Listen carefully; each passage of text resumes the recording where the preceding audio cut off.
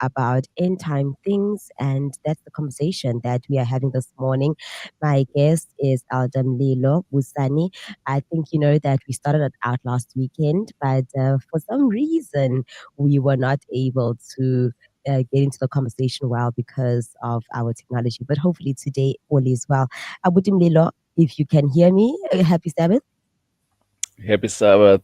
Good morning to you and your listeners. Do you know how happy I am? Because wow, you sound so good.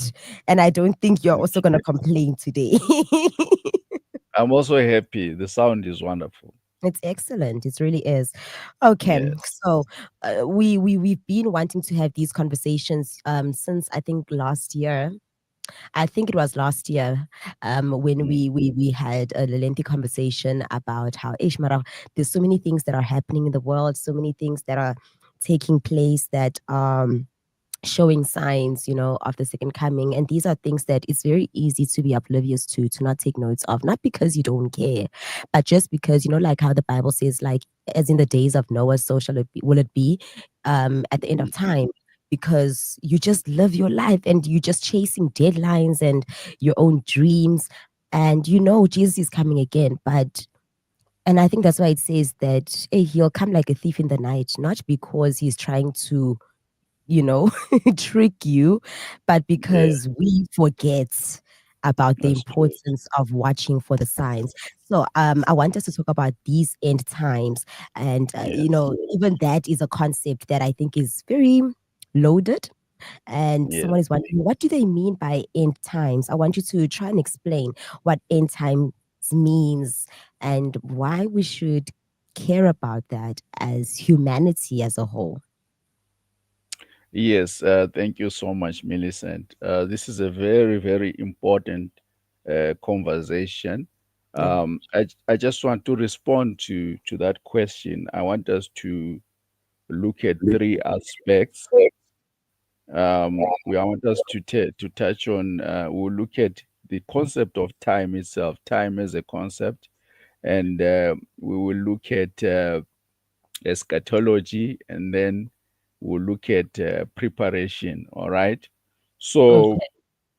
when we look at time as as a concept, there is a cyclical concept of time and there's a linear concept of time, right? Because remember, we are talking about end times.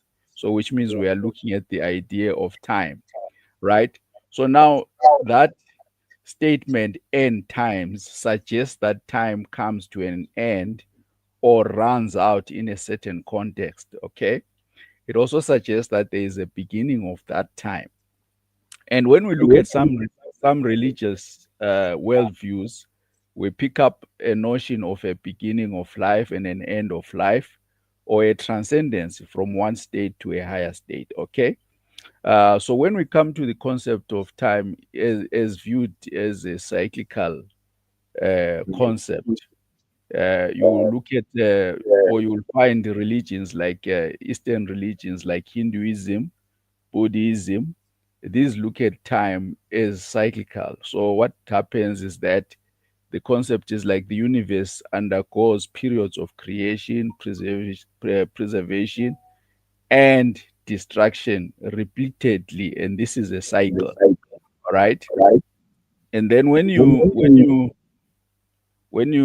come to uh, what we call Abrahamic religions like Judaism, Christianity, and Islam, their concept of time is a linear, what we call linear cosmology, where they view time as a progression from the beginning to an end rather than cyclical. So already, we as Christians, we are in this perspective or understanding of time Can I as come having a in? beginning and an end. Yes, you Uh, can come in. okay, so I think what I'm understanding from what you are saying is you're comparing like religions like the Hindu faiths, Yes, and when you say that it's cyclical, it means there will never be an end of time, of reality, of life, which is probably why they've also had like reincarnations and stuff like that. So, Yes, life, yes, it it appears to end, but it doesn't really end. It moves into a different realm, into a different space, and all that. But it's always yes, continuous, and it will always, always, always be continuous. Whereas what you're saying with the Abrahamic religions, which you said are the Islamic faith, Christianity, and Judaism, Judaism. Yes, you are saying that we, on the other hand, believe that time has a beginning for us as people and yes, has an end again. yes, So the world as we know it right now, for example, will come to an end, and something different is probably expected after. yes, yes, Mm, yes. okay, I hear you. We're good. We're on the same page. So if people don't believe the same thing about time, ne, how does that affect us taking this message of end times, quote unquote, seriously? Yeah, it obviously presents a challenge because I mean, and that's why it's important for us to understand that the concepts are not the same. Mm, And hence, when we begin to talk about eschatology, you will see that it becomes very important because if you are aware of what other faiths believe, then maybe it prepares you better, to engage them, and maybe show the differences and uh, because at the end of it, it's about belief, uh, believing in a certain worldview. It's about belief based on your experience, based on how God has interacted with you as a personal person, individual. You know. So, like for instance, if you just to cement this concept of a linear view, if you look at Isaiah 46 verse 10, reading from the NIV, it says, "I make," this is God speaking, "I mm, make known the end from the beginning, from ancient times, what is still to come. I say my purpose will stand, and I will do all that I please." So he says, I make the end known from the beginning. So even God speaks to us from that perspective. So now, when we move on to the aspect of eschatology, that's a big because word. we are dealing with end times, right? Mm, So this is a term, it's a Greek term, which can be broken into two, eschatos, which in Greek, which means last or final or uttermost. So this refers to the end of things, the last in time or place, you okay. know and hence we are talking about this. And then in Christianity, it often relates to the end times or last things. All right. Then the logy part in the word eschatology refers to the study of. So when we talk about eschatology, we are really talking about the studying of end times. All right. And I think we are laying that foundation so that even as we go on, there is that understanding. For instance, Amos 3, verse 7, this is God speaking. He says, "Surely the sovereign Lord does nothing without revealing his plan to his servants, the prophets." So, the idea of studying end times, because if things are spoken prophetically, it means they are, God is saying, I reveal things that will happen at the end, in the beginning, and I tell these things to my prophets so that they can tell the people, why does he do that? Mm. You know, maybe you can come in. I mean, I'm gonna come in with a question. Mhm. That Amos, I've never thought about it like this before, but maybe someone might wonder, who are the prophets? Are we all prophets? Um, in that verse, what is the context of what a prophet is? If God is revealing things to people who are His prophets, someone might be like, "Oh, I'm not a prophet, so should He's not revealing anything to me." Yes, hello. Yeah, I don't know if you Oh, got the yeah, question. yeah, I Yeah. got it. I got it. All right. So, look, I think from my understanding, God can choose. A prophet is basically a messenger. So God can choose anyone to be a messenger to deliver a particular message. So anyone can be a prophet chosen of God Mm-hmm. to deliver a message. And then, of course, when we go to the canon, which is the Bible, we do have that experience, or we see that happening, where people have been chosen by God. Unlikely people, God chooses anyone who he wants to use. So we have seen that. All right. So now, so I want to go a little bit further. So Okay. we have spoken about the concept of time. We've spoken about eschatology in response to this question on end times. But why all this? All right. So there's an aspect of preparation, because God is not giving us messages about end times, and because when He gives us those messages, He wants us to study about that so that we can prepare. All right.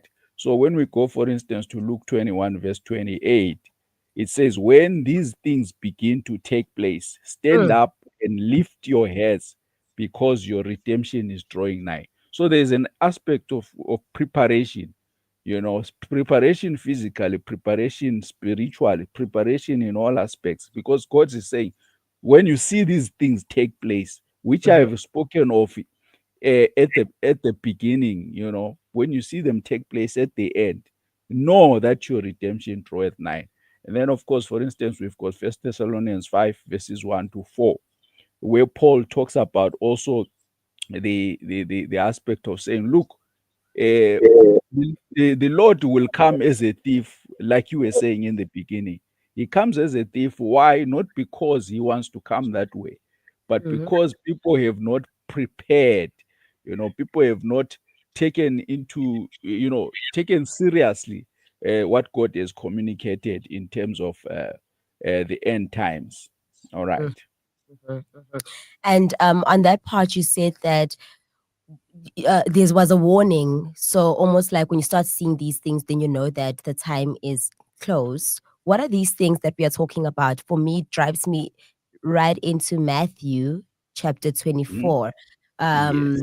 are those the things that when you start to see, then you must be cognizant that hmm, the time is near, so that Jesus doesn't come for you like a thief, because you are ready. Mhm. Mhm. Yeah. Yes, yes, yes. In Matthew 24, Jesus gives a whole range or a whole list of things that we are going to begin to see happening. That How many of will, those things are happening right now? sorry. How many of those things are happening right now in 2025? All right. For instance, there's something very interesting. One of the things that Christ spoke about was earthquakes, okay? All right. So earthquakes have been happening for quite a long time, one might say. But there is a scientific study that they did where they realized that actually the frequency of earthquakes has actually increased. So, for instance, if some years ago, just for an example, if we were getting like 10 earthquakes per year, but they are seeing that now it's maybe like 20 quakes, so there's an increase, and not only in number, but also in intensity. So you see, there may be the same signs that were spoken, that even other generations were seeing, but there is an intensity and a frequency of those signs happening today. So we've got earthquakes, we've got wars, we've got rumors of war. There are a number of things. We've got pestilences, which are diseases. The intensity of these things is more even as we speak today. No, like for real, 100%. As you're saying, as you're speaking, I'm thinking of a lot of things. And um, I know we don't always see things the same way. So I'm thinking of some examples from my side of things that I've been like, wow, okay. Um, what happened is I was watching, and I think I shared it with you, a video, and Mhm. you've seen the mushrooming of cults. And Yes. in this video, it's crazy because the music that they sing in that video is the music we sing in our own church. and Okay. the message was very so there was a preacher in Kenya who was Mm-hmm. delivering a message, and people said at first he was a really good preacher, and people were excited about him, but his message has become very unacceptable in the community. It's Okay. weird. He does preach that Jesus is coming again, but also they do strange things. It seems that there are people who go missing, babies who go missing, Mm. or like child sacrifices or something of the sort. Um, Yeah. and these are people who, I promise you, they sing the hymns that we sing, a cappella vibes. I was like, whoa, actually, what is happening over here? If these people are trying to move out of the city and live in so if there's this taking a sincere message that is good and I don't know, demonizing it so Mm-hmm. that now people reject it because Mm-hmm. it is extreme. It's no longer, it's honest, the way it's supposed to be, an honest message that is unfiltered or not in what you call it, it's not diluted, let me put it that way. Yeah, it's not Yeah. diluted. Yeah. So Yeah. that's one of the things that was like, wow, appalling. Of course, in the secular world, even people will find a lot of things that are a bit like, oh, but this is crazy, um, Mm-hmm. whether it's satanism, and you see how it's so rife. And sometimes we take it for granted that some of the things that we do they bring evil into our lives, or is it just dressing up? I saw another guy, I was watching something on, it came up on my feed. I think it's actually a woman, not a guy. Makeup, right? So they've got very gothic makeup on, very artistic, very artistic. Mm-hmm. Now there's, you could look at it as, wow, that's very artistic and it's very different. It's cool because it's like all this black nose and stuff. He doesn't look like a clown. Maybe to Mm-hmm. someone else it might, but it's dark, but it's makeup. And I was like, sure. Um, I wonder, would I ever be comfortable enough to try and pull stunts like that? And I guess what I'm saying is, do we bring sometimes all these things to ourselves when we don't realize, Hore, everything that we do, and Pastor Mark Fundy literally preached on this week, Hore, by beholding we become changed and we don't take Mm-hmm. note of it. Mm-hmm. And I don't want to take things that are very far away that seem far-fetched, because the reality is individually we have a lot of things that we have to work on. Yeah. um I posted something the other day. In South Africa, the statistics, 1 in 5 Mm-hmm. people between the ages of 15 and 49 is Yes. HIV positive. That Yeah. is something that's supposed to be scary. And it's not to say that HIV is a death sentence, but we Yeah. also know that this is a message that has been preached for, I mean, since I was born. I Yes. know about Yes. Yes. Johnson, who died when we were Mm-hmm. still very, very, very, very young. And we learned about him at school, and it was a big deal. And sure, we are grateful that we've got ARVs and we've got PrEP, we've got all these things, but it's the lifestyle that people are living, not being scared of um, going against your marriage vows, those who are married, not being scared of going against God's commandments, Mm-hmm. fornicating, not being scared of the consequences of that to other people, but also to you. Maybe you think that, yeah, but if it's just me, I'm not hurting other people, but not Yes. realizing how that affects your brain, how that affects your nerves, how that affects your habits, you know? So it's a lot of stuff like that that shows you. I mean, who would have thought that there would be a time where um a man will say a woman is, or not even just a man, but the way people will say being a woman is a social construct. It's Mm-hmm. just an ideology and taking away the reality of everything. It's things like that that make you realize that, wow, yeah, we are living at a very different time. And if the times of Noah before the flood were like this, were they really worse than this, or is this like the worst that there's ever been? But yeah, Mm-hmm. I'm gonna keep it there now. I think I'm gonna allow you to just throw out parting shots. All right. So I think you are right to say. So basically, there is a progression, there is an intensity of probably some of the things that were happening in the past, but they are just more frequent and more intense now. All right. So I think one of the things that we need to look at when we're looking at or studying the end times is that there are views that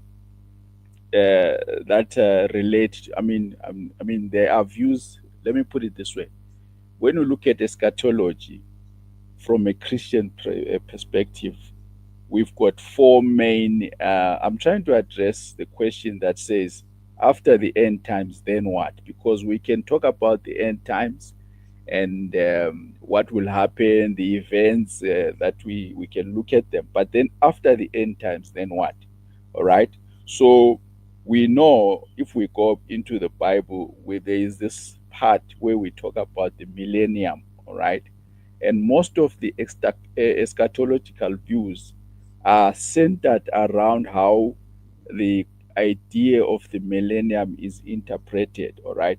So if we go to Revelation 20, verse 4, it tells us there, let me read it quickly. It says, I saw thrones on which were seated those who had been given authority to judge, and I saw the souls of those who had been beheaded because of their testimony about Jesus and because of the word of God. They had not worshipped the beast or its image, and had not received its mark on their foreheads or their hands. And then I think this is the most the important part here. It says they came to life and reigned with Christ 1,000 years. And then verse 5 of Revelation also talks about that aspect, to say the rest of the dead did not come to life until the 1,000 years were ended. This is the first resurrection. So the way the millennium is interpreted is important in Christian eschatology. And we've got four main beliefs around that. We've got four main beliefs around that. So we've got what we call Arminianism, Arminianism, post-millennianism, historic pre-millennialism, dispensational premillennialism. Now, these views differ primarily in their interpretations of the millennial reign of Christ, or the 1,000 year period mentioned in Revelation in Revelation what? In Revelation 20. All right. So when we study these end times, we will come to that point where we say, okay, so the 1,000 years of Christ's reign, when does it occur? Does it occur at this point, or does it occur at that point? Is it literal or is symbolic? So these would be the discussions around that when we look at to say what happens after the end time signs or the end time events. All right, maybe I can allow you to come in there. Yes, I think that sounds like it's going to be quite intense. If it's okay for us to then have that conversation in our next prophecy today feature, so that we can expand on all of the different four millennialisms that you spoke about, and give each fair time, Yes. without being biased, so that we draw a conclusion that actually is biblical about when the end times starts, how we got there, and the interpretation, like you're saying, is it literal or is it figurative? Yes. Because we all be Christian, but we don't all believe the same thing about how these end times, and what's going to happen surrounding it is going to unfold. So it's a very important study that I would like us to dedicate time to, and we can try it next time. Yeah. 100%. All right, Brother Milo, thank you so much for sharing with us this morning. And yeah, I think a devotion for many people who are also just joining in these early hours. We wish you a beautiful Sabbath. I know that you are going to be going to church today, so may you be blessed. Thank you so much. Thank you for having me. Happy Sabbath. Thank you indeed. And that's where we're going to leave it. Aldem Lilo was the one who was part of this morning's sharing on our Prophecy Today feature. And you also for tuning in. And I hope that you are learning and enjoying. I love it when you participate and you share your, you can write comments and yeah, hear your view and understanding of these issues.